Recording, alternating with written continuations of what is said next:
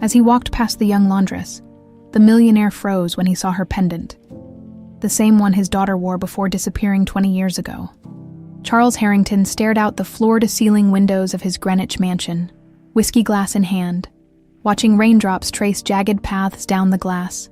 20 years of the same ritual, drinking alone while thunder rolled in the distance.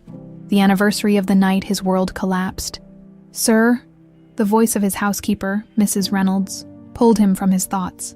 "Mr. Sullivan is here." Charles nodded, not turning around. "Send him in." Eric Sullivan entered the study, shaking rain from his umbrella. At 55, Eric had been Charles's attorney for over 25 years, witnessing both the man's rise to business prominence and his personal devastation. "Drinking in the dark again?"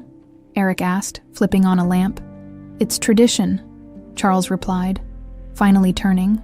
The lamplight revealed a handsome face hardened by grief, silver threading through dark hair that had once been entirely black. 20 years today. Eric sighed, helping himself to a drink. "I know. I didn't forget."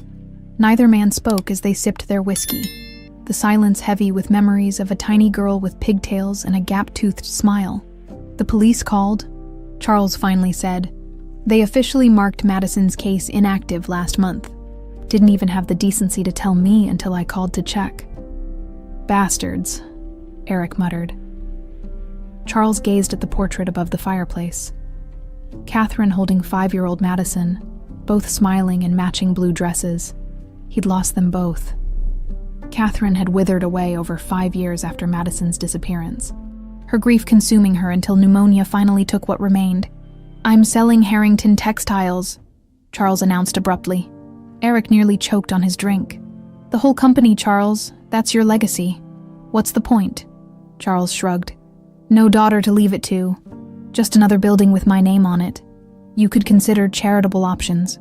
"I've done enough charity." Charles cut him off, his voice bitter. "Spent millions on private investigators, rewards, search teams. Not one solid lead in 20 years. Lightning flashed, illuminating the room. The thunder that followed was so familiar. Just like that night, the security system had malfunctioned during the storm.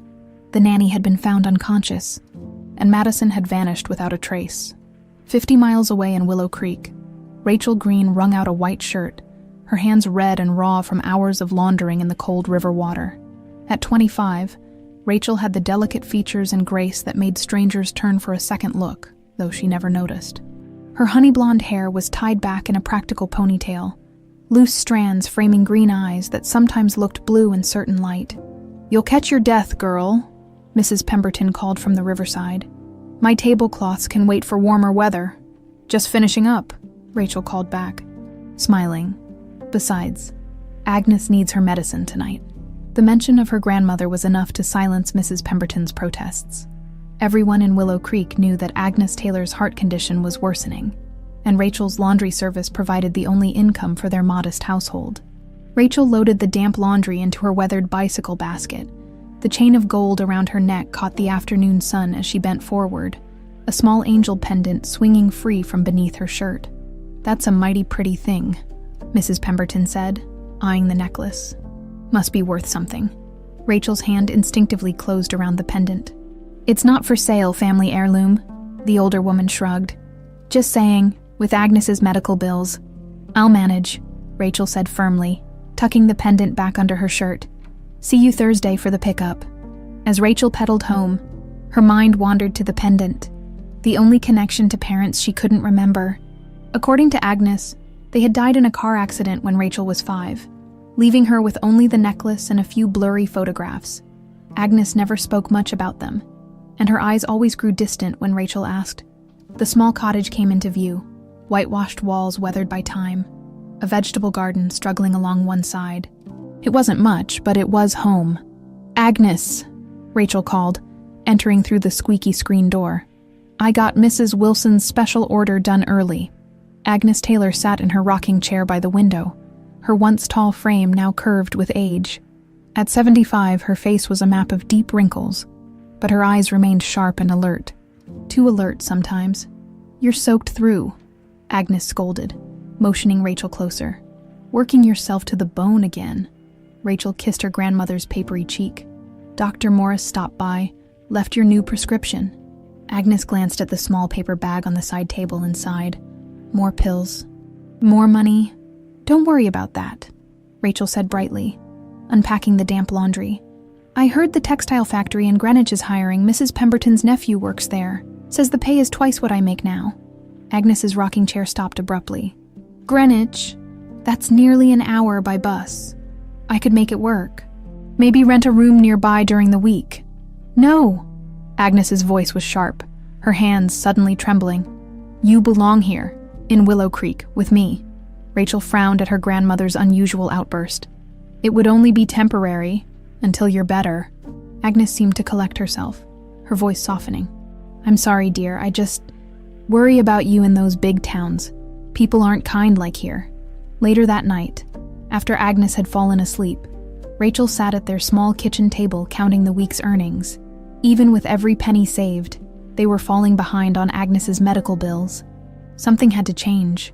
Her fingers found the angel pendant, tracing its familiar contours, the delicate gold wings, the tiny MH engraved on the back.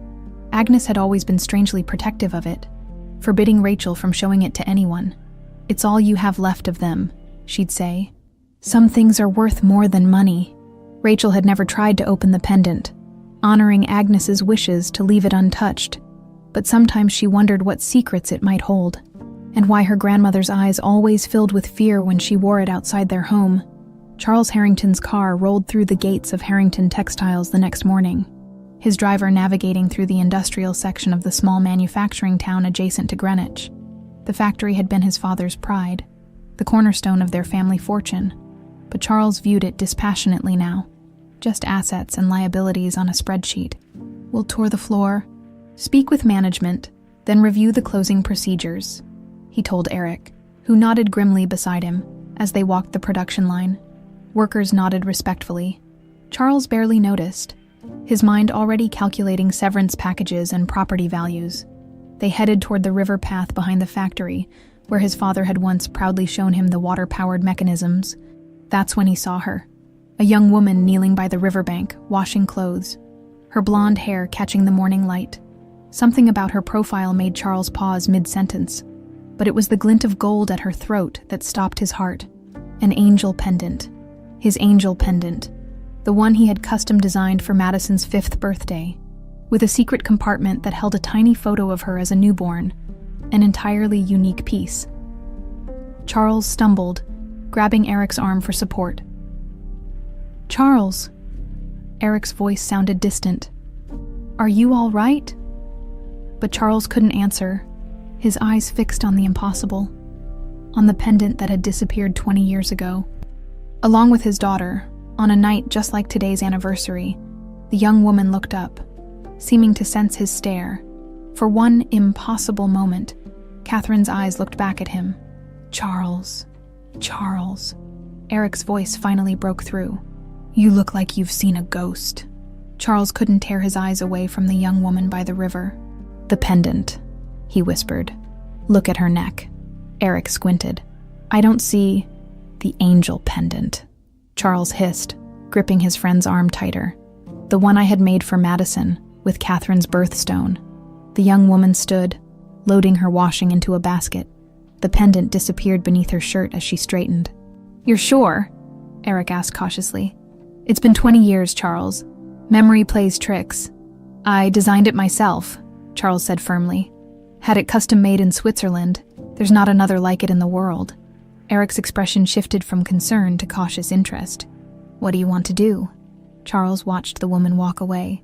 Find out who she is, everything about her, but quietly, and the factory closure.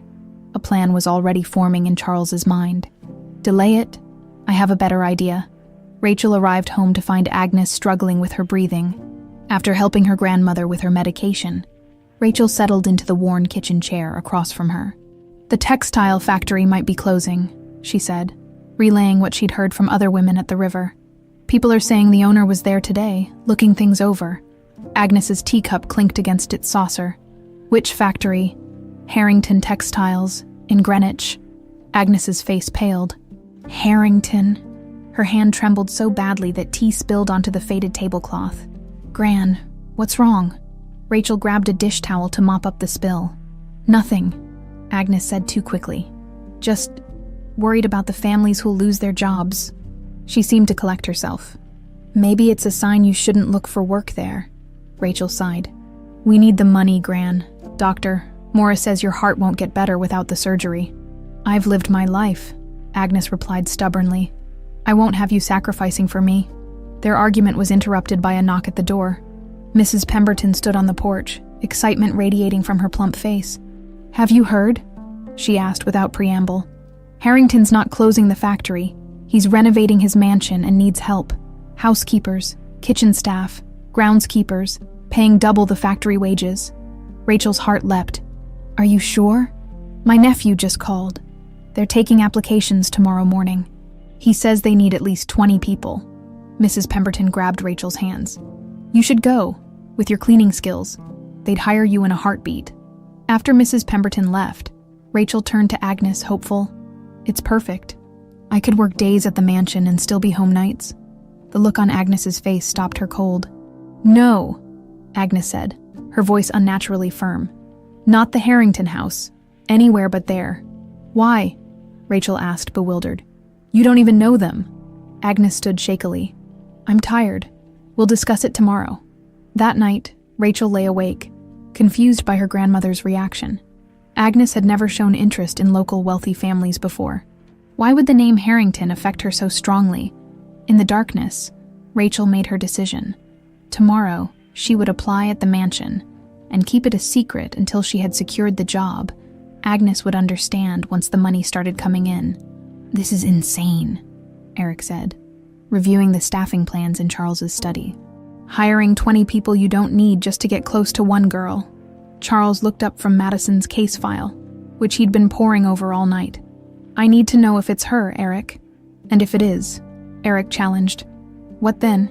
She's a grown woman now, with a life of her own." Charles closed the file. "Then I'll have my daughter back." Eric softened. "Charles, even if by some miracle this girl is Madison, she won't be the 5-year-old you lost. She won't remember you." "I know that," Charles snapped, then took a steadying breath. "But she's still my daughter, my blood." "Just proceed carefully," Eric advised. "No DNA tests or private investigators before we know more. If someone took her, they could be dangerous if cornered." Charles nodded reluctantly. "I'll observe her first, see if there are other signs." The next morning, Charles watched from his office window as applicants lined up outside the staff entrance. His heart raced when he spotted her, the blonde woman from the river, dressed simply but neatly. Clutching a well-worn handbag, he instructed his housekeeper, Mrs. Reynolds, to hire her regardless of qualifications. 2 hours later, Mrs. Reynolds reported back. "Rachel Green," she said, reading from an application. 25 years old, lives with her grandmother in Willow Creek, no formal education beyond high school, but references say she's a hard worker. "Rachel," Charles repeated, tasting the unfamiliar name of the woman who might be his daughter. "She starts tomorrow. I've assigned her to the 3rd-floor rooms, including the East Wing." Charles nodded approvingly. The East Wing contained Madison's untouched bedroom and Catherine's music room, places that might trigger memories if any remained. The mansion exceeded all of Rachel's expectations. 3 stories of pristine white stone, its windows gleaming in the morning sun as her bus approached the long driveway. She'd lied to Agnes, saying she had found work at a local hotel. The deception sat uneasily in her stomach, but the promised salary had been too good to refuse. A stern-faced woman named Mrs. Reynolds gave her a quick tour, rattling off rules and expectations. Rachel nodded attentively, trying not to gawk at the crystal chandeliers and marble floors. "The 3rd floor is your responsibility," Mrs. Reynolds explained. "Mr. Harrington rarely uses those rooms, but they must be maintained to standard, dusting, vacuuming, changing linens weekly." As they climbed the grand staircase, Rachel felt a strange sensation, almost like déjà vu. The polished banister beneath her fingertips seemed oddly familiar. Though she knew she'd never been in a house this grand before, the feeling intensified when they reached the 3rd floor. A long hallway stretched before them, with doors on either side. Rachel's head began to throb. "Are you unwell, Miss Green?" Mrs. Reynolds asked, noticing her hesitation. Just a bit overwhelmed, Rachel admitted. It's a beautiful home. Mrs. Reynolds' expression softened slightly. You'll get used to it now. This door here leads to the music room, Rachel said automatically, then froze, wondering where the words had come from. Mrs. Reynolds looked surprised. Yes, that's right. How did you know? Rachel shook her head. Confused. Lucky guess, it just seems like a corner room would be for music. Good acoustics. The housekeeper studied her for a moment, then continued the tour. Rachel followed, fighting the disconcerting sense that she had walked these halls before, at the end of her first day, exhausted but exhilarated by the generous pay advance in her purse. Rachel nearly collided with a tall man in an expensive suit as she left through the staff door. I'm so sorry, she gasped, stepping back. Charles Harrington looked down at her, his intense gaze making her uncomfortable. No harm done, he said, his voice surprisingly gentle. You must be new. Yes. Sir Rachel Green. I'm working upstairs. Something flickered in his eyes. Welcome to Harrington House, Rachel. I hope you'll be comfortable here. As she boarded the bus home, Rachel couldn't shake the odd feeling that Mr. Harrington had been studying her, not with the dismissive glance of an employer, but with something much more personal, as if he were looking for something in her face, or someone. Charles stood in the doorway of Madison's bedroom, watching Rachel dust the collection of untouched toys. For 2 weeks, he had found reasons to be near her, observing her every movement for clues, and every day brought new evidence that made his heart race with possibility. Now, as Rachel tilted her head while working, humming softly to herself, Charles felt his breath catch. Catherine used to tilt her head exactly that way when concentrating. A small, unconscious gesture their daughter had inherited. The room is coming along nicely, he said, making Rachel jump. Mr. Harrington, I didn't hear you. She straightened, embarrassed. I've been careful with everything, just as Mrs. Reynolds instructed. Charles stepped into the room, a space he rarely entered anymore. The pink canopy bed, the shelves of stuffed animals, the dollhouse he'd had custom built in England, all preserved exactly as they had been 20 years ago. This was my daughter's room, he said quietly. Rachel's expression softened. I didn't know you had a daughter. Had, Charles emphasized. She disappeared many years ago. I'm so sorry, Rachel said. Her green eyes filled with genuine sympathy. How old was she? 5, Charles answered, picking up a small teddy bear from the shelf. This was her favorite. She called him Mr. Buttons. Rachel smiled sadly, then frowned, her hand reaching up to her temple. Are you all right? Charles asked, noticing her discomfort. Just a headache. I've been getting them since I started working here. She attempted a smile. Probably just the dust.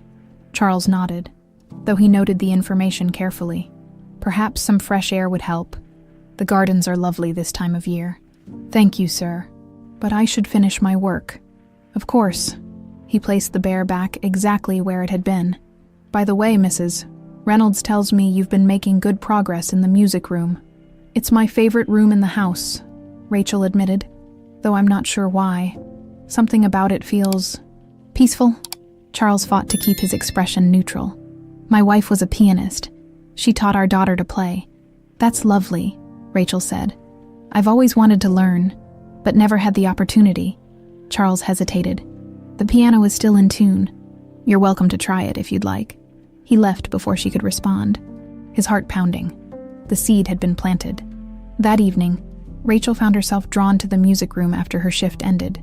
The grand piano stood by the window, bathed in the golden light of sunset. She glanced around guiltily, then sat on the bench.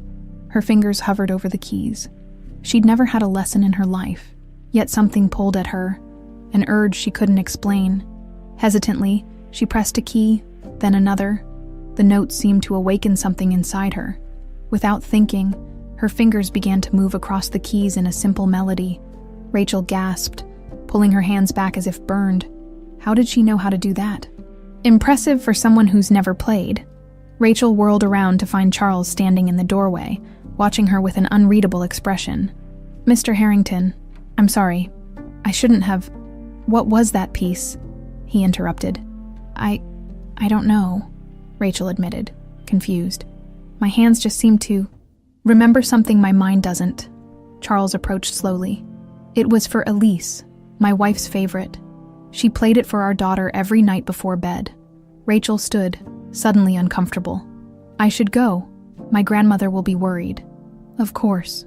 Charles stepped aside. Though if you'd like piano lessons, I could arrange them. You seem to have a natural talent. That's very generous, but think about it, he said. Good night, Rachel. On the bus ride home, Rachel couldn't stop thinking about what had happened. How had her fingers known what to do? It was like her body remembered something her mind had forgotten. She arrived home to find Agnes sitting in the dark, her medication untouched beside her. Gran, why are you sitting in the dark? Rachel switched on the lamp. Have you taken your evening pills? Agnes's face was drawn with worry. Where have you been working, Rachel? Rachel froze. I told you, the Meadowbrook Hotel. Don't lie to me. Agnes's voice was unusually sharp. Mrs. Pemberton saw you getting off the bus from Greenwich. She said you're working at the Harrington Mansion. Rachel sighed, sitting across from her grandmother. I didn't want to worry you. The pay is excellent, Gran. Enough for your surgery. You have to quit, Agnes said, her hands trembling. Tomorrow, find work somewhere else. Why, what is it about the Harringtons that frightens you so much? Rachel demanded. Do you know them somehow? Agnes looked away. I just don't trust wealthy people. They use people like us. Mr. Harrington has been nothing but kind, Rachel insisted. In fact, he offered to arrange piano lessons for me. Agnes's teacup clattered against its saucer. Piano lessons, why? He heard me playing. Well, trying to play. Rachel shrugged. It's strange, actually. I sat down at the piano and my fingers just knew what to do. The color drained from Agnes's face. That's enough. I forbid you from going back there. Forbid me? Rachel stood, anger rising. I'm 25 years old, Gran, and we need the money. Some things are more important than money, Agnes whispered, her eyes filled with a fear Rachel couldn't understand. Charles paced his study, unable to sleep.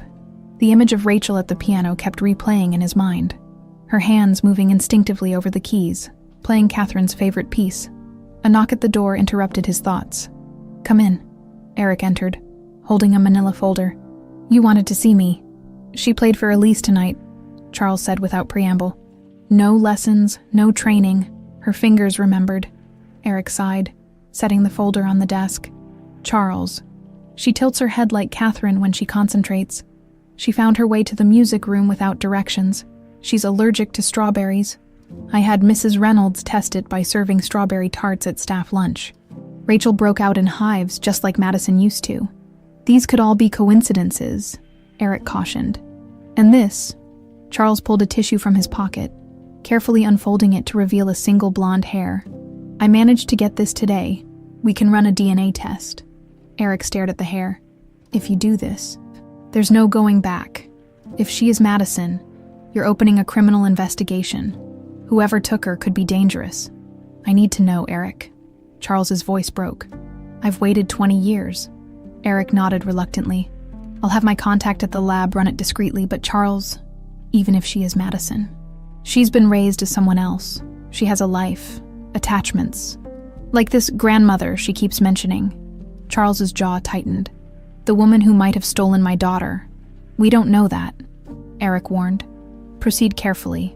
Watch Rachel, but don't alarm her or anyone around her until we know more. After Eric left, Charles opened the folder his friend had brought, the preliminary background check on Rachel Green. Her birth certificate looked legitimate at first glance, listing parents who had supposedly died in a car accident when she was 5. But the hospital listed didn't match records for births that day, and the doctor's signature was from a physician who had retired 2 years before the certificate's date. Charles's hands tightened on the paper. 20 years of dead ends. And now, finally, a thread to pull. Eric Sullivan drove through the quiet streets of Willow Creek, the quaint storefronts and modest homes a stark contrast to Greenwich's opulence. He parked his BMW across from the town's only diner, attracting curious glances from locals unaccustomed to luxury vehicles. Inside, he slid into a booth and ordered coffee, casually scanning the breakfast crowd. After 20 minutes of eavesdropping on local gossip, He'd learned more about Willow Creek's residents than any background check could provide. Refill. The waitress, a woman in her 60s with a name tag reading Dottie, held the coffee pot expectantly. "Please." Eric smiled warmly. "I'm actually hoping you might help me. I'm looking into some family history. An old friend's mother used to live here. Agnes Taylor, I believe she still does." Dottie's eyebrows rose. "Agnes, sure. Everyone knows Agnes and her granddaughter live in that little white cottage past the Miller's Road." She leaned closer. "Poor thing's not doing well. Heart problems. The granddaughter, Rachel, works herself to the bone trying to pay for treatments. Rachel's not actually her granddaughter, though." "Right," Eric asked casually. "I thought Agnes never had children." Dottie frowned. "Of course she's her granddaughter.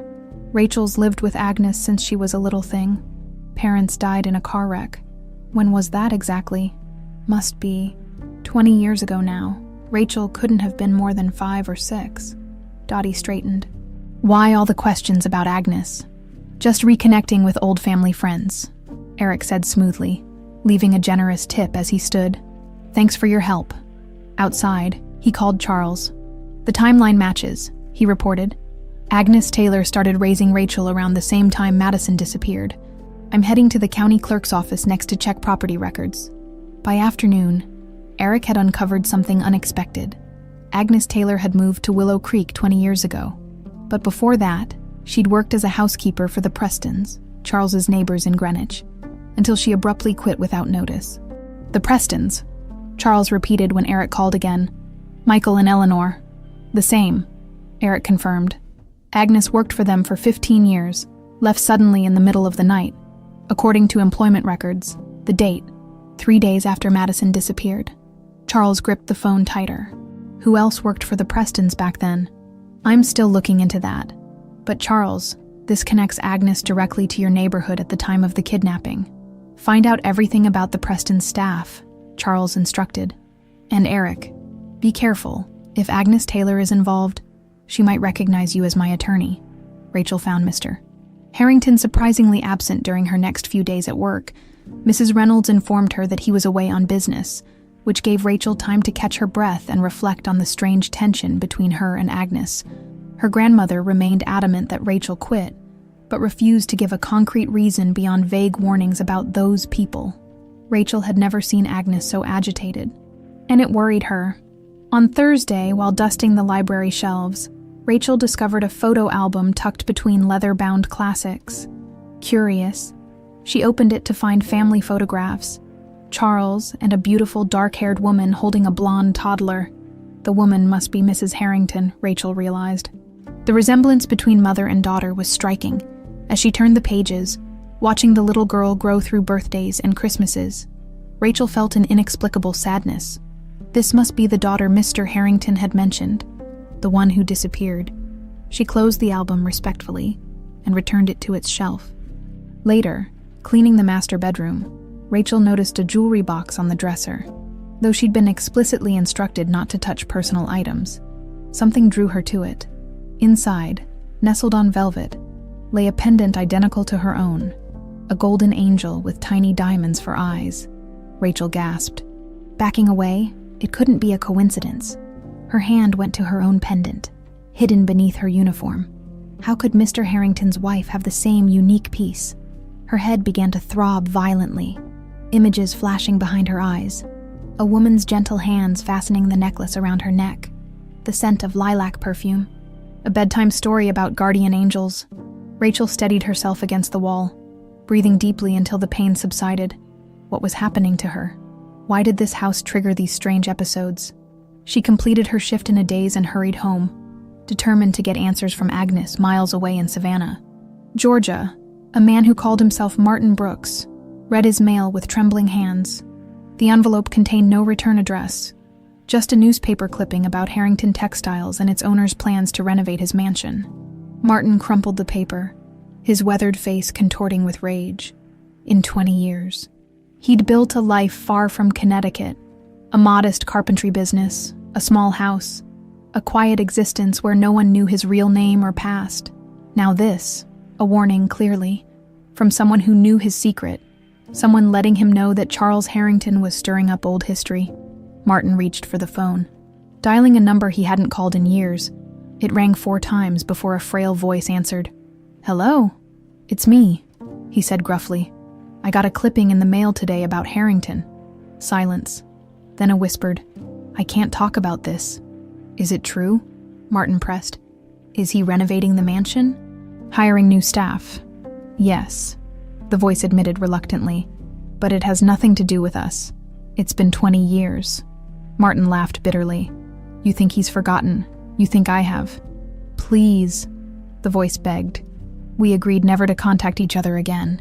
"Things change," Martin said coldly. "I'm coming north." "No, you can't. She works there now, at the mansion." Martin's grip tightened on the phone.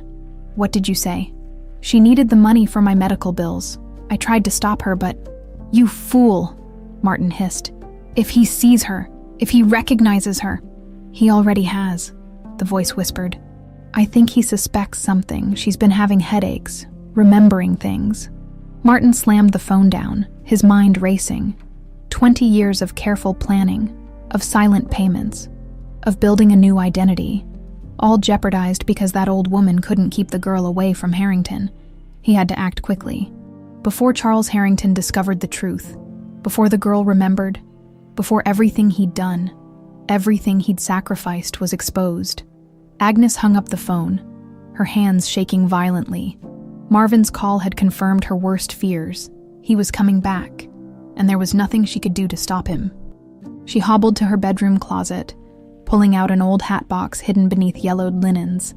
Inside lay her last resort, an envelope of cash saved over the years, emergency papers, and a small revolver Marvin had left with her, just in case. Agnes stared at the gun with revulsion. She'd helped commit one terrible crime 20 years ago. But she'd drawn the line at violence. Never again would she be party to anyone getting hurt, especially not Rachel. A noise at the front door made her hastily close the box. Rachel entered, her face troubled. "Gran, we need to talk," she said, her voice unnaturally steady. "I found something at work today." Agnes felt her chest tighten. "What is it, dear?" Rachel pulled her pendant from beneath her shirt. Mrs. Harrington had one exactly like this. Identical, down to the smallest detail. Agnes sank into her chair, the room spinning around her. That's not possible," she whispered unconvincingly. "Don't lie to me anymore," Rachel said, tears forming in her eyes. "What aren't you telling me? Why do I have the same pendant as Mr. Harrington's missing daughter? Why do I know how to play the piano when I've never had lessons? Why does that house feel so familiar?" Agnes closed her eyes, feeling the weight of 20 years of deception crushing down on her. "Rachel, please. Not tonight. I'm not feeling well. No more excuses." Rachel's voice broke. "I deserve the truth." Before Agnes could respond, a sharp pain shot through her chest, radiating down her left arm. She gasped, clutching at her heart as the room darkened around her. The last thing she heard was Rachel's panicked voice calling her name, and the sound of the telephone being frantically dialed. The antiseptic smell of Willow Creek General Hospital burned Rachel's nostrils as she paced the waiting room. 3 hours had passed since the ambulance had rushed Agnes in, her small, frail body barely visible among the emergency equipment. "Miss Green?" A tired-looking doctor approached. Clipboard in hand, Rachel rushed forward. "How is she?" "Stable, for now." He removed his glasses. "Your grandmother suffered a serious cardiac event. We've managed to stabilize her condition, but she needs surgery, soon. The procedure you mentioned before, the one we've been saving for." The doctor nodded grimly. "Her heart is failing. Without intervention, I can't guarantee how long she has." Rachel swallowed hard. "When can you do it?" "There's the matter of payment," he began delicately. "I'll have it," Rachel said firmly. "I just started a new job. Better pay. We'll need a substantial deposit by next week to schedule the procedure." After making arrangements to visit Agnes in the morning, Rachel trudged home in the darkness. The cottage felt empty without her grandmother's presence. No kettle whistling, no creaking rocking chair, no soft humming of old hymns. Rachel changed into her nightgown mechanically, her mind racing. She needed to keep her job at the Harrington mansion more than ever now. Whatever secrets Agnes was keeping would have to wait. As she turned down her bed, something caught her eye. Agnes's hat box, partially visible under the bed. Rachel hesitated, then pulled it out. If there were financial papers inside, she might need them for the hospital. The box contained a small stack of cash, nowhere near enough for the surgery, some faded identification papers, and at the bottom, something that made Rachel's blood run cold. A revolver, small but deadly looking. Why would her gentle, law-abiding grandmother have a gun hidden in her bedroom? Beneath the weapon lay a yellowed newspaper clipping. Rachel unfolded it carefully, reading the bold headline. Harrington heiress, still missing. Reward increased. The article, dated 20 years ago, detailed the kidnapping of 5-year-old Madison Harrington during a storm. The accompanying photograph showed a solemn Charles Harrington and his wife Catherine, holding a picture of their missing daughter, a small blonde girl with striking green eyes. Rachel's hands began to shake. The resemblance was unmistakable. The child in the photo could have been Rachel herself at that age. Her fingers reached instinctively for her pendant. M.H. Madison Harrington. No, she whispered. It can't be. But the pieces were falling into place. Her inexplicable familiarity with the mansion, the matching pendant, the piano playing, even her strawberry allergy that had always puzzled Agnes since no one else in their supposed family had it. Could she, Rachel Green, actually be Madison Harrington? And if so, what role had Agnes played in her disappearance? Charles answered his cell phone on the first ring, heart racing at the late-night call from Eric. DNA results are in, Eric said without preamble.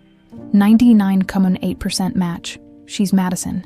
Charles sank into his chair, overcome after 20 years of false leads and disappointments. The confirmation hit him with physical force. Charles, are you there? Yes, he managed. She's really my daughter. There's more, Eric continued. I've been digging into Agnes Taylor's past. She didn't just work for the Prestons. She was having an affair with your former driver, Marvin Brooks. Charles frowned. Marvin, the one who disappeared right after Madison was taken. Exactly. Police investigated him briefly, but found nothing. What they didn't know was his connection to Agnes. They were seeing each other for at least 2 years before Madison's kidnapping.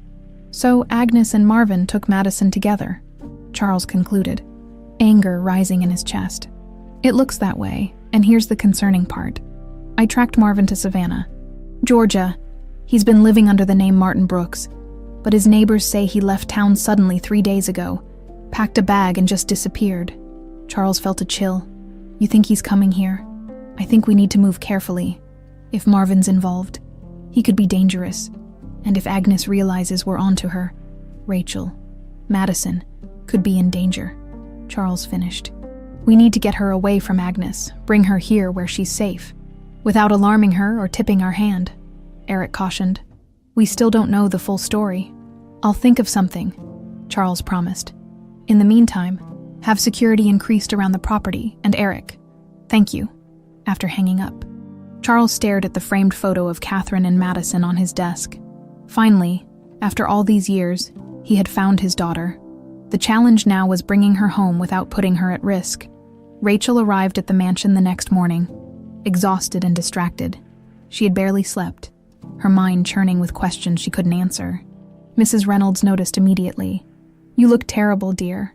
Is everything all right? My grandmother's in the hospital, Rachel explained. Heart problems. I'm so sorry.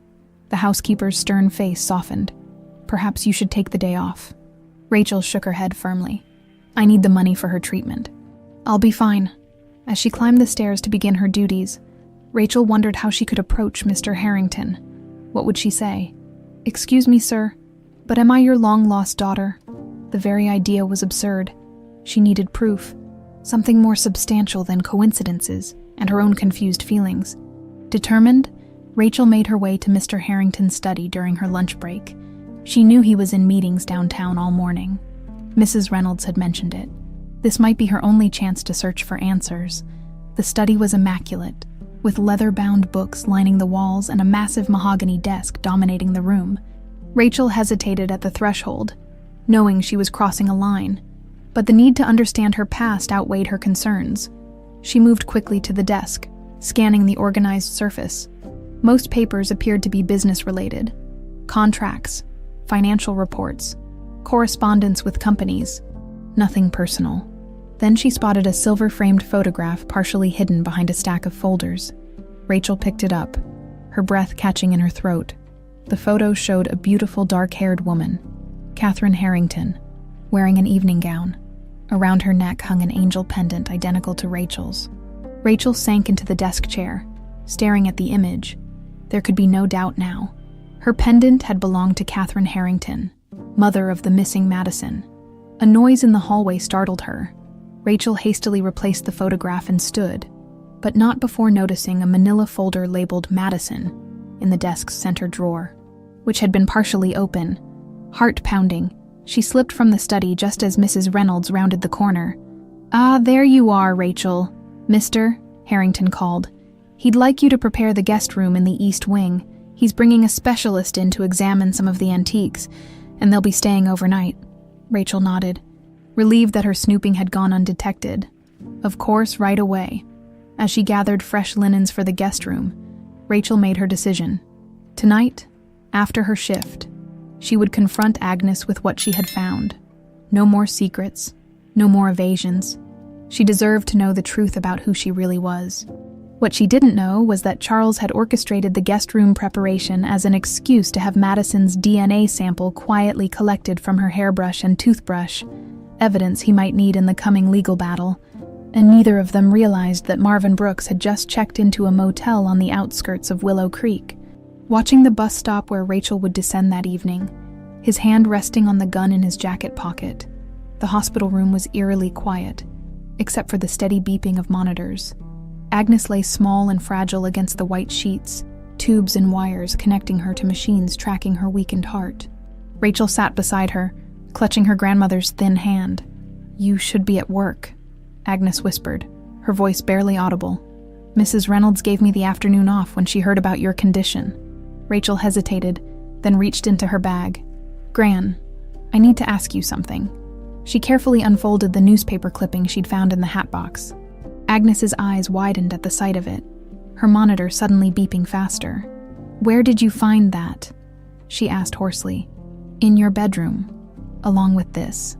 Rachel placed the angel pendant on the blanket between them. "It's not just similar to Mrs. Harrington's necklace. It's identical. This belonged to her. Didn't it?" Agnes closed her eyes, tears seeping from beneath her lids. "Rachel, please. My name isn't Rachel, is it?" Her voice broke. "It's Madison. Madison Harrington." The old woman's face crumpled in grief. Before she could respond, the door opened and a nurse entered, frowning at the elevated heart rate displayed on the monitor. "Everything all right in here?" she asked, checking Agnes's vitals. "Fine," Rachel said quickly, slipping the pendant back around her neck. "We were just talking." The nurse looked skeptical but nodded. "Try not to upset her. Her heart can't handle much stress right now." After she left, Agnes reached weakly for Rachel's hand. "I never meant to hurt you," she whispered. "You have to believe that. Then tell me the truth. All of it." Agnes took a shuddering breath. "Not here. Too many people. Might overhear. When then? You've been avoiding this conversation for years. Tomorrow," Agnes promised. "When I'm stronger, I'll tell you everything. About the night. About Marvin. About why we had to run." Rachel frowned. "Marvin, who's Marvin?" Agnes's eyes widened with fear. "I've said too much, please. Just go home and rest. Come back tomorrow." Though frustrated, Rachel could see her grandmother was reaching her limits. She kissed Agnes's forehead and promised to return in the morning. Outside the hospital, Rachel pulled out her phone, ready to call a taxi, when a voice behind her made her jump. "Miss Green." She turned to find Eric Sullivan, Charles Harrington's attorney, standing by a black sedan. "Mr. Sullivan, what are you doing here?" "Mr. Harrington sent me when he heard about your grandmother's condition." Eric's smile was professional but warm. "He'd like to offer you a ride back to your cottage." Rachel hesitated. It seemed an unusual gesture from an employer, but the alternative was an expensive taxi ride she could ill afford. "Thank you. That's very kind." During the drive, Eric kept the conversation light, asking about Agnes's condition and expressing appropriate concern. Only when they were halfway to Willow Creek did he broach a different subject. Mr. Harrington mentioned you discovered the music room in the East Wing, he said casually. Beautiful piano, isn't it? Rachel tensed slightly. Yes, it is. He said you played quite well for someone untrained. Eric glanced at her. Natural talent is extraordinary. Mr. Sullivan, why are you really here? Rachel asked directly. I doubt Mr. Harrington sends his attorney to chauffeur every employee with a sick relative. Eric smiled slightly. You're very perceptive. The truth is, Mr. Harrington is concerned about you. He feels a connection. He lost his daughter about 20 years ago, around the same time you lost your parents. Rachel's heart raced. Was this an opening to ask about Madison? But something held her back. She needed to hear Agnes's side of the story first. That's a sad coincidence, she said carefully. Yes, coincidence. Eric looked as though he wanted to say more, but instead changed the subject. We're almost at your cottage. Is there anything you need? Groceries? Medications? No, thank you. You've been very kind, when the car stopped outside her home. Rachel was alarmed to see the front door slightly ajar. She was certain she'd locked it before leaving for the hospital. Wait here, Eric said sharply, noticing her expression. Let me check. No, it's fine, Rachel insisted, though her stomach knotted with fear. Probably just the wind. The latch sometimes doesn't catch. Eric looked unconvinced. I'll wait until you're safely inside. Rachel approached her door cautiously. The cottage appeared empty, but something felt wrong. Items on the countertop were slightly rearranged, and Agnes's hat box was now on the kitchen table, open. She turned to wave at Eric, forcing a smile until his car pulled away. Then she carefully searched the small house, finding no one. But the gun that had been in Agnes's hat box was missing. Charles paced his study, phone pressed to his ear. What do you mean something was wrong? The cottage had been searched, Eric replied. Rachel was trying to hide it, but I could tell she was spooked. And I spotted a man watching the house from a car down the street. Older, weathered face. Could have been Marvin Brooks from the description I found. Charles cursed under his breath. We need to move now. Bring her here tonight. On what pretense? We can't just kidnap her, Charles. It's not kidnapping if she's my daughter. She's in danger.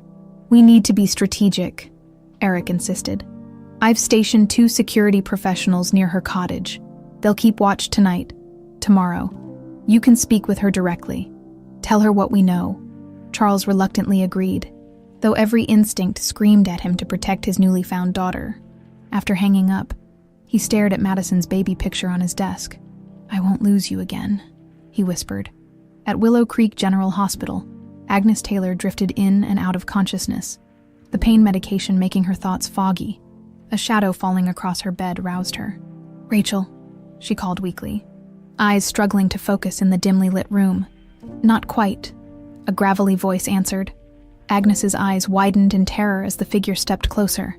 A man in his 60s with hard eyes and a face lined by years of bitterness. Marvin, she whispered, how did you get in here? Hospitals are easy. Everyone's too busy to notice one more visitor.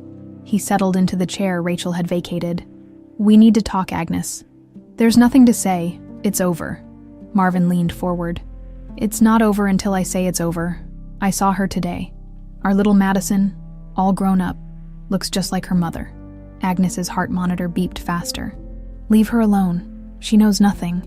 But she's starting to remember, isn't she? His smile didn't reach his eyes. And now she's working for Harrington. Did you know he's been watching her? Has his people following her? How do you know that? I've been watching too.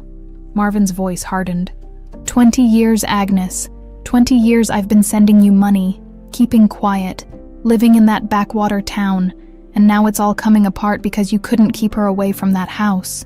She needed the job, Agnes pleaded, for my medical bills. Always so self-sacrificing. He sneered.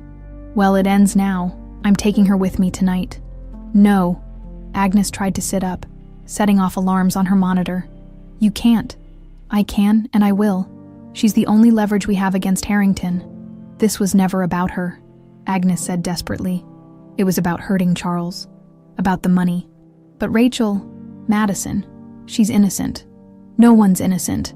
Marvin stood as a nurse rushed in, attracted by the beeping alarms. Not even you, Agnes. He slipped out as medical staff surrounded Agnes's bed. Her fragile heart racing dangerously from fear and desperation, Rachel couldn't sleep. Every creak of the old cottage made her jump. Convinced someone was trying to break in, around midnight, she finally dozed off, only to be awakened by her phone ringing shrilly. "Miss Green," a woman's voice, professional but urgent. "This is Nurse Winters from Willow Creek General. Your grandmother has taken a turn for the worse. The doctor thinks you should come right away." Rachel dressed hurriedly, trying to calm her racing thoughts. As she left the cottage, she noticed a car with 2 men parked down the street, the same car that had been there when Eric dropped her off. Were they watching her house? The taxi arrived quickly. As they drove to the hospital, Rachel stared out the window at the rain that had begun to fall, reminding her of the storms that had plagued her dreams for years. Dreams of running through dark hallways, a man's angry voice, a woman crying. At the hospital, Rachel found Agnes conscious, but barely so. The doctors had been forced to sedate her after her episode earlier, but she had been insisting on speaking with Rachel. "Gran, I'm here," Rachel said, taking her hand. "What happened?" Agnes's eyes flickered open, fear evident in their depths. "He came," she whispered. "Marvin, he's here." "Who is Marvin?" Rachel asked urgently. "What does he want?" Agnes struggled to focus. "He helped take you that night during the storm." Rachel leaned closer. "You're saying he kidnapped me? You both did." Agnes nodded weakly. "It wasn't supposed to happen that way. Never meant for anyone to get hurt. But someone did get hurt. The nanny," Agnes whispered, tears sliding down her wrinkled cheeks. "She tried to protect you. Marvin pushed her. She fell, hit her head." Rachel felt sick. "She died?" "Yes." Agnes's grip tightened on Rachel's hand. "I couldn't leave you with him after that. He was so angry, so violent. I took you away, raised you as my own, loved you like my own." "Why?" Rachel's voice broke. "Why did you take me in the first place?" "Revenge," Agnes said simply. Marvin wanted revenge against Charles Harrington, for humiliating him, firing him, and I loved Marvin, helped him. The confession hung in the air between them. 20 years of lies finally exposed. "You need to go to Charles," Agnes continued urgently. "Tell him everything. He'll protect you from Marvin." "I can't just leave you here," Rachel protested. "You must." Agnes's voice was fading. "Marvin will come for you tonight. He has the gun." Her eyes closed as the sedation pulled her back under. "I'm sorry, Madison, so sorry." Rachel sat frozen beside her grandmother's bed, the woman who had stolen her from her real family yet loved her unconditionally for 20 years. Outside, the storm intensified, lightning flashing across the sky. Just like the night her life had been forever altered, rain lashed against the windshield as Rachel clutched the steering wheel of Agnes's old Ford, her mind reeling from the confession. She was Madison Harrington, the missing heiress, the lost daughter, the child whose face had been on national news 2 decades ago, and Agnes, the woman she'd called grandmother, her entire conscious life, had helped steal her. The highway to Greenwich stretched before her, dark and slick with rain. Rachel had no plan beyond Agnes's urgent instruction. Go to Charles, tell him everything. But what would she say to the man who was apparently her father? How could she face him knowing she'd been living in plain sight all this time? As she drove, fragments of memories surfaced like debris after a storm. A woman's gentle voice singing lullabies. A man's deep laugh as he swung her high in the air. The scent of lilacs and piano music. Her mother, her father, her real family. The mansion came into view, its windows glowing like beacons in the storm. Rachel parked at the service entrance, soaked within seconds as she ran to the door and rang the bell. "Mrs." Reynolds answered, her usual stern expression melting into concern at the sight of Rachel dripping on the doorstep. "Miss Green, what on earth?" "I need to see Mr. Harrington," Rachel interrupted, her voice shaking. "It's urgent." "It's nearly midnight, Mr. Harrington isn't—" "Please," Rachel begged. "It's about Madison." Mrs. Reynolds's eyes widened.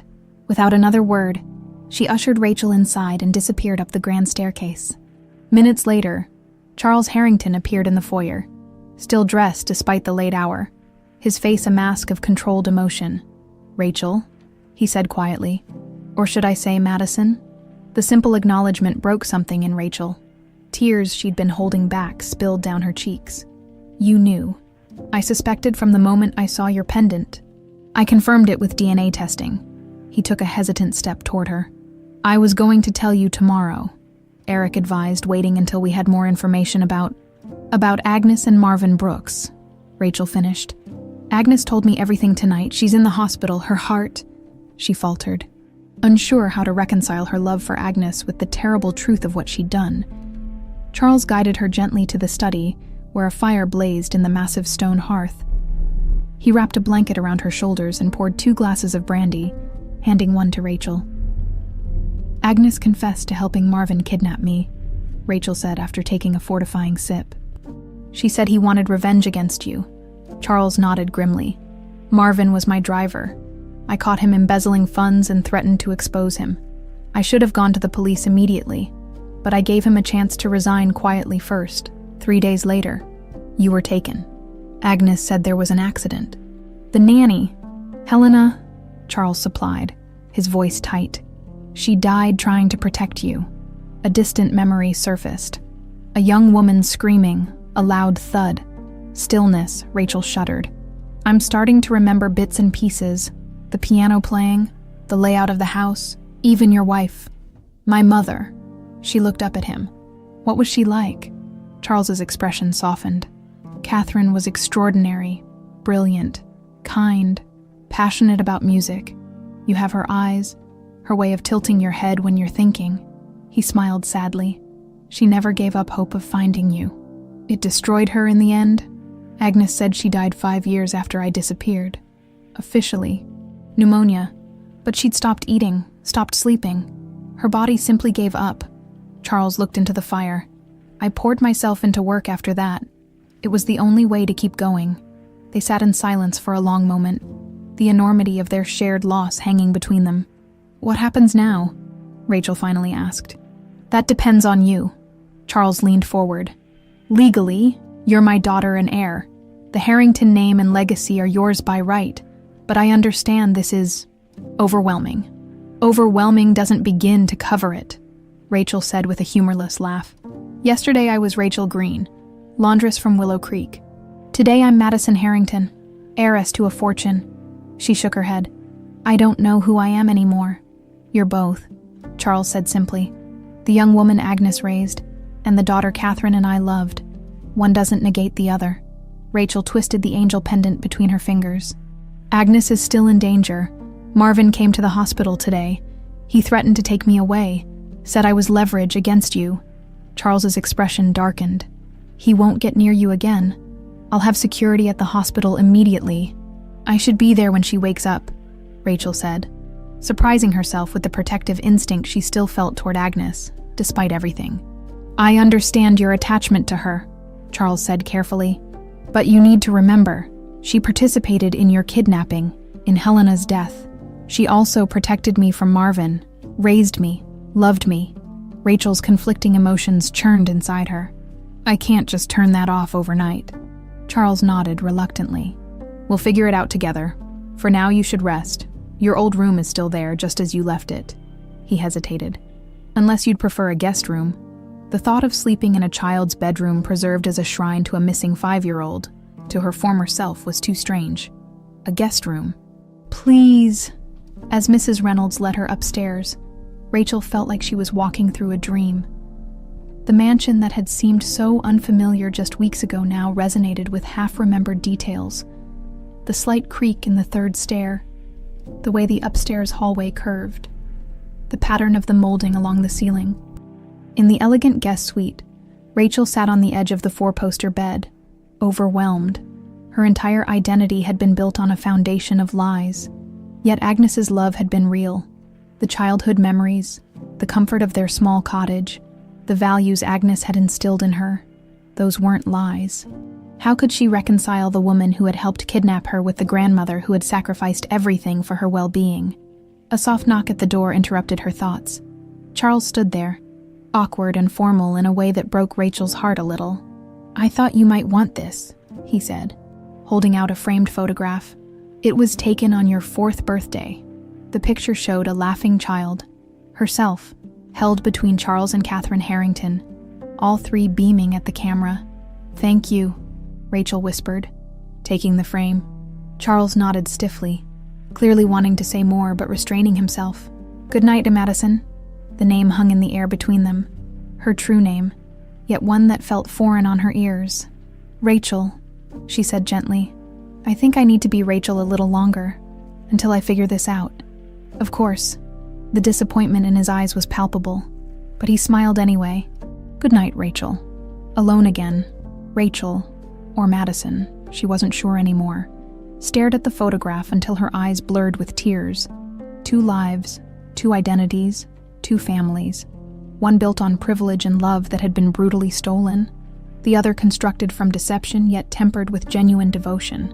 As the storm raged outside, Rachel curled up on the luxurious bed, clutching the picture of the family she couldn't remember, wondering if she would ever truly feel whole again. Agnes opened her eyes to find a police officer stationed outside her hospital room door. Inside, a nurse checked her vitals while Eric Sullivan stood by the window, speaking quietly into his phone. "Full confession recorded. Yes, she's stable enough for questioning," he was saying. The attorney noticed she was awake and ended his call. "Mrs. Taylor, how are you feeling?" "Where's Rachel?" Agnes asked, ignoring his question. "Safe with her father." Eric approached the bed. "Mr. Harrington has arranged for round-the-clock security here and at his home." Agnes closed her eyes briefly in relief. "Marvin, no sign of him yet, but we'll find him." Eric pulled a chair closer.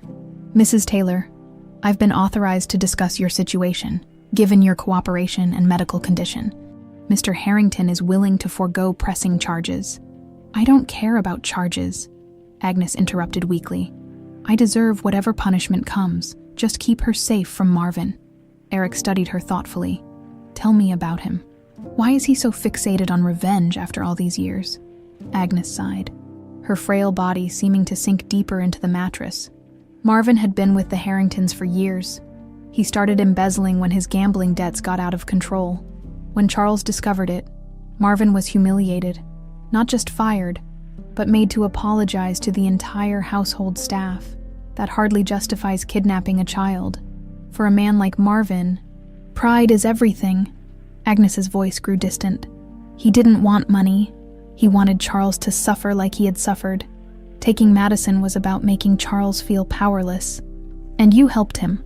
There was no accusation in Eric's tone, just a statement of fact. "I loved him," Agnes said simply. "Or thought I did. I was the housekeeper next door, invisible to everyone except Marvin. He made me feel special, needed." What went wrong that night? Agnes's eyes clouded with the memory. The storm knocked out the security system. Marvin knew the house. He'd driven for the family for years. We were supposed to take Madison while she slept. Leave a ransom note. Keep her for a few days, then find her abandoned but unharmed, just long enough to terrify Charles. She paused, her monitor beeping faster. But the nanny heard us. She came into the room and recognized Marvin. There was a struggle. He pushed her, and she fell against the marble fireplace.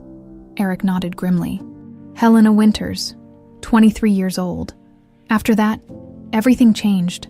Marvin became someone else. Cold, calculating. He said we had to take Madison and disappear, that it was murder now. Agnes's voice broke. I couldn't let him hurt that little girl. She was so scared, crying for her mother. So I suggested we split up. I took Madison to calm her down while he cleaned up evidence. But you never met back up with him, Eric guessed. I ran, Agnes admitted. Took the child and what cash I had and just drove until we reached Willow Creek. Changed our names, created a new life, I told Madison, Rachel, that her parents had died in an accident. Eventually, she stopped asking about them. Did Marvin find you? 3 years later. By then, Rachel thought of me as her grandmother. She had no memory of her life before. Agnes's eyes filled with tears. Marvin threatened to kill us both if I didn't pay him to keep quiet. I sold the jewelry I'd taken from the house that night. Sent him money whenever he demanded it. Eric made notes as she spoke. Did he ever mention Catherine Harrington, Charles's wife? Agnes frowned, only to gloat when she died. Why? Before Eric could respond, his phone rang. He stepped out to take the call, leaving Agnes alone with her thoughts and regrets. Rachel woke disoriented in the guest room, momentarily forgetting the previous night's revelations. The luxury around her seemed surreal after a lifetime in the cottage's modest surroundings. A knock at the door revealed Mrs. Reynolds with a breakfast tray. "Mr. Harrington thought you might prefer to eat in private this morning," she explained, setting down the tray. "He's in his study when you're ready to speak with him." "Thank you," Rachel said, noticing how differently the housekeeper treated her now. No longer a servant, but the long-lost daughter of the house, after eating and dressing in the clothes Mrs. Reynolds had thoughtfully provided. Rachel made her way downstairs. The mansion felt different now that she knew it was her childhood home. Each corner seemed to whisper memories just beyond her grasp. She found Charles in his study, surrounded by documents. He stood immediately when she entered, his eagerness to connect with her evident in every gesture. "Did you sleep well?" he asked. "As well as could be expected," Rachel replied. "Any news about Agnes or Marvin?" "Agnes is stable. I've arranged for the best cardiac specialist to consult on her case." Charles hesitated. "As for Marvin, the police are searching, but there's no sign of him yet." Rachel nodded, grateful for his consideration toward Agnes despite everything. "I'd like to visit her today. Of course, with security," Charles added firmly. "Eric recorded Agnes's confession last night. It's enough to press charges against Marvin for Helena's death and your kidnapping. And Agnes," Charles's expression softened at the concern in her voice. "Given her cooperation and condition, we've agreed not to pursue charges against her." Relief flooded through Rachel. Whatever Agnes had done, the thought of her facing prison in her frail state was unbearable. "Thank you," she said simply. Charles gestured to a chair. "There's something else we need to discuss. Eric discovered something concerning during his investigation." He handed her a folder. "These are Catherine's medical records from the years after your disappearance." Rachel opened the file, scanning the documents inside. "What am I looking for?" "The toxicology reports," Charles said grimly. "Catherine became ill about 2 years after you were taken. Doctors diagnosed depression and autoimmune issues, but Eric had her old samples retested. They found traces of thallium, a slow-acting poison with symptoms that mimic natural illness." Rachel looked up in shock. "You think Marvin poisoned her? He had access to our home for years as the driver. Even after he disappeared, he could have paid someone on staff." Charles's voice tightened with suppressed rage. "Catherine didn't die of grief or pneumonia. She was murdered as part of Marvin's revenge." The revelation hit Rachel like a physical blow.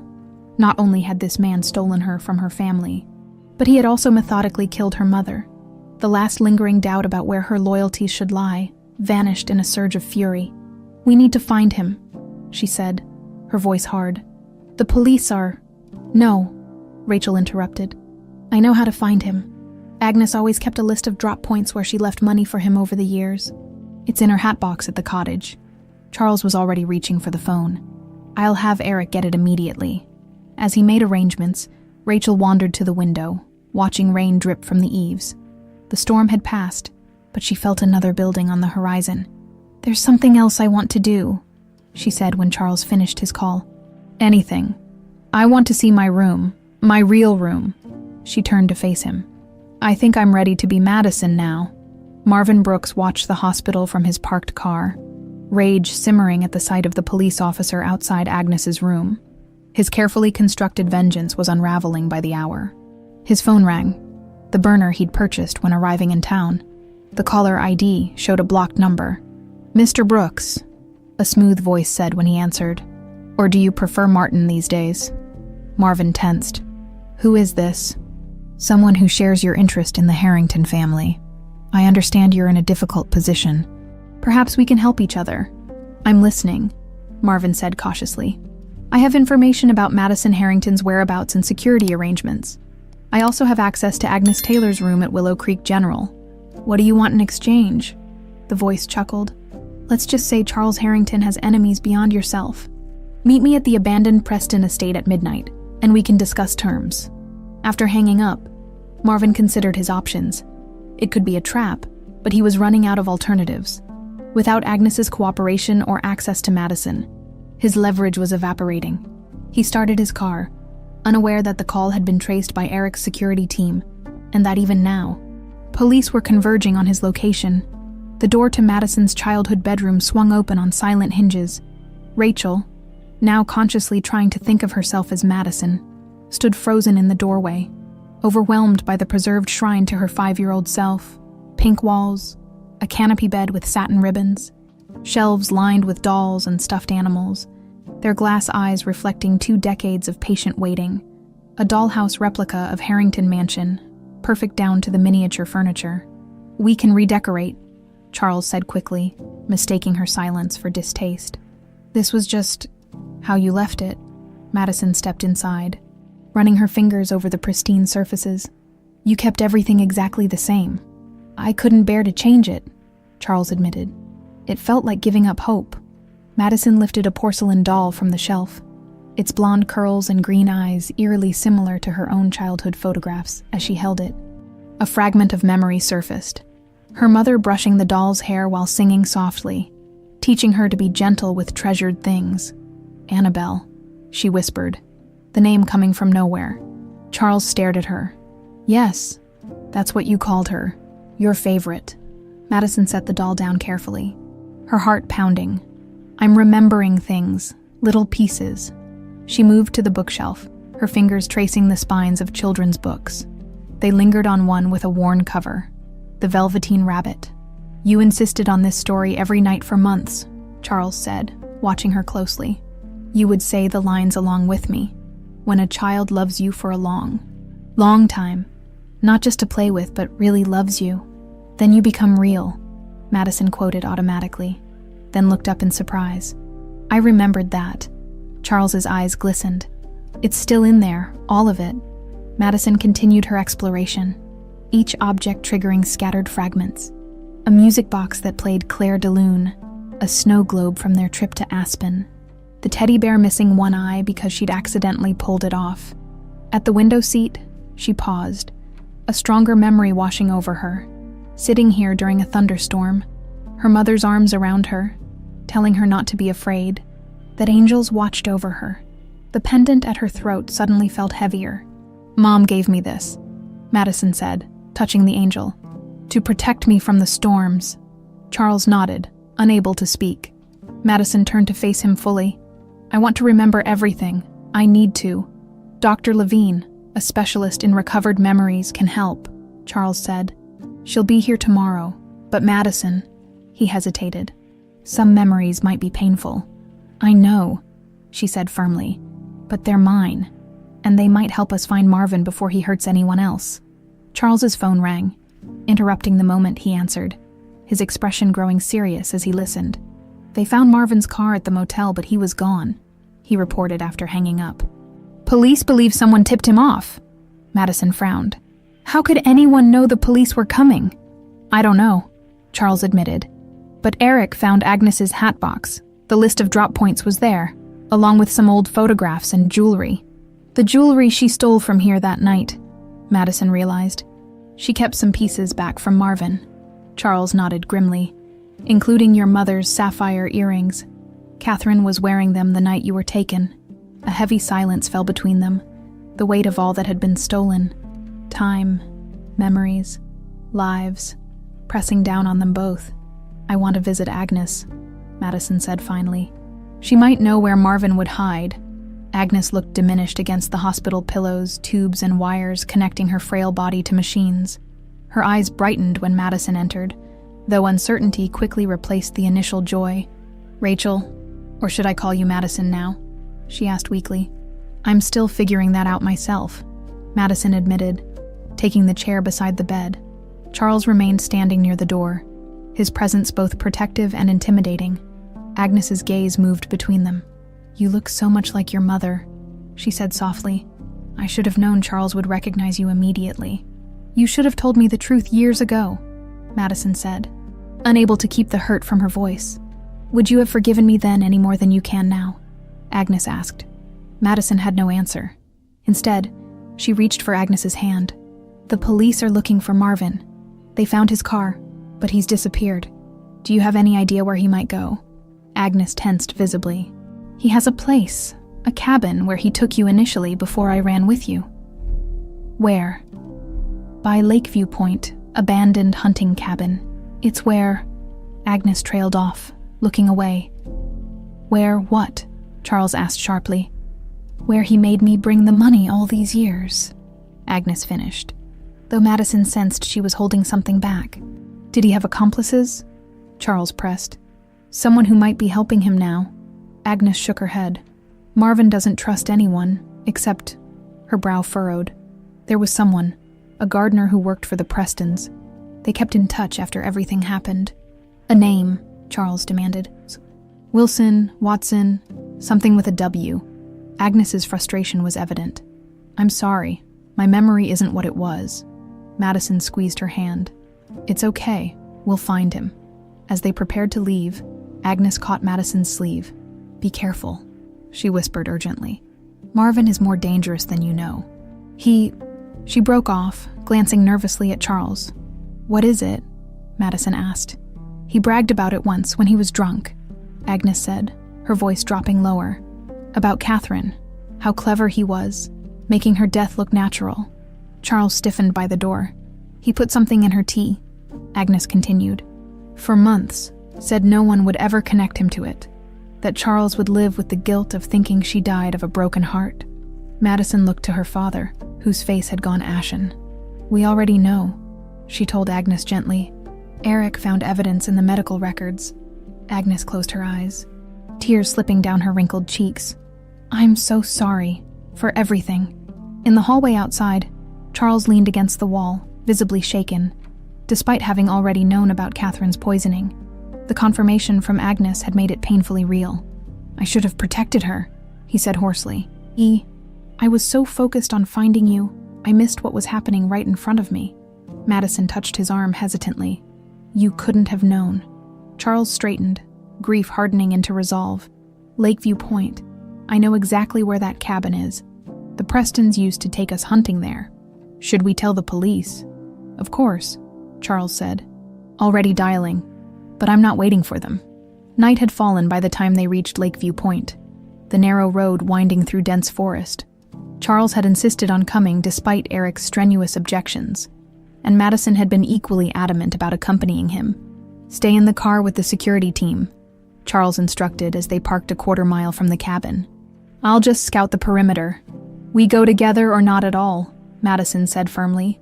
I've spent 20 years living a lie because of this man. I deserve to face him. After a tense standoff, Charles relented, though he insisted one security officer accompany them, while the other maintained position with the vehicle and coordinated with police, who were still 30 minutes out. The cabin stood dark and apparently deserted in a small clearing, its wooden boards weathered by decades of exposure. As they crept closer, Madison felt an overwhelming sense of déjà vu. She had been here before, in the arms of a terrified Agnes as they fled into the night.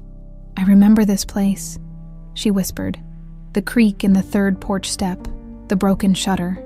Charles exchanged glances with the security officer, who drew his weapon and moved toward the door. A sudden crack of breaking branches from behind made them all turn. A flashlight beam blinded them momentarily. I was wondering when you'd figure it out, Marvin Brooks's gravelly voice called from the darkness. Took you long enough, Charles. As Madison's eyes adjusted, she made out Marvin's silhouette, a tall, lean man with a weathered face and cold eyes. In one hand he held a flashlight. In the other, a gun pointed directly at Charles.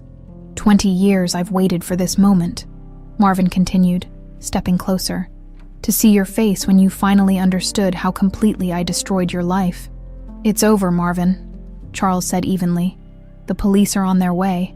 Agnes has confessed everything. Marvin laughed harshly. You think I care about that? I've accomplished what I set out to do. I took your daughter. I took your wife. I took 20 years of your life. His gaze shifted to Madison. Hello, little Madison. All grown up now? You look just like your mother. Madison's blood ran cold at the casual mention of her mother's murder.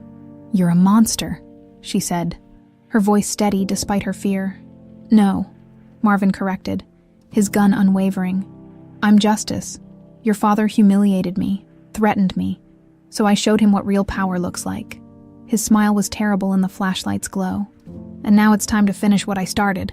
The security officer moved suddenly, raising his weapon, but Marvin was faster. A shot rang out, echoing through the trees as the officer fell. Madison screamed as Charles lunged forward, tackling Marvin. The two men crashed to the ground, struggling for control of the gun. "Run!" Charles shouted to Madison. "Get back to the car!" But Madison couldn't move, frozen in horror as her father and her kidnapper fought in the dirt. 20 years of hatred unleashed in a desperate struggle. When the gun went off again, her paralysis broke. She ran forward, not away, driven by an instinct deeper than fear. 1 year later, the morning sunlight filtered through the stained glass windows of St. Michael's Cathedral, casting colorful patterns across the assembled mourners. Madison Harrington stood at the podium, her blonde hair gleaming in the rainbow light, her green eyes clear and steady as she addressed the gathering. "Agnes Taylor wasn't perfect," she began, her voice carrying through the hushed space. "She made terrible mistakes. She participated in a crime that altered many lives forever, including my own. But she also loved me, protected me, and in the end, helped bring a dangerous man to justice." The crowd, a mix of Willow Creek residents who had known Rachel Green in Greenwich society who now recognized Madison Harrington, listened in respectful silence. In her final days, Agnes found the courage to face her past and make amends. She couldn't undo what had been done, but she could help me find my way back to my true family. Madison's gaze found Charles in the front row. For that, I will always be grateful. Agnes had survived her heart surgery, defying medical expectations to live 8 more months, long enough to testify against Marvin Brooks and to watch Madison forge a new life that honored both her past and her present. As the service concluded, Madison joined her father outside, in the year since the confrontation at the cabin. Their relationship had grown cautiously but steadily. The initial awkwardness had given way to genuine connection, as Madison recovered more of her childhood memories with the help of therapy. "Beautiful service," Charles said, squeezing her hand. Agnes would have appreciated it. Madison nodded, her feelings toward her kidnapper, turned grandmother still complicated. She wanted to be buried here in Willow Creek, among the people who knew her as just Agnes, not as part of a notorious crime.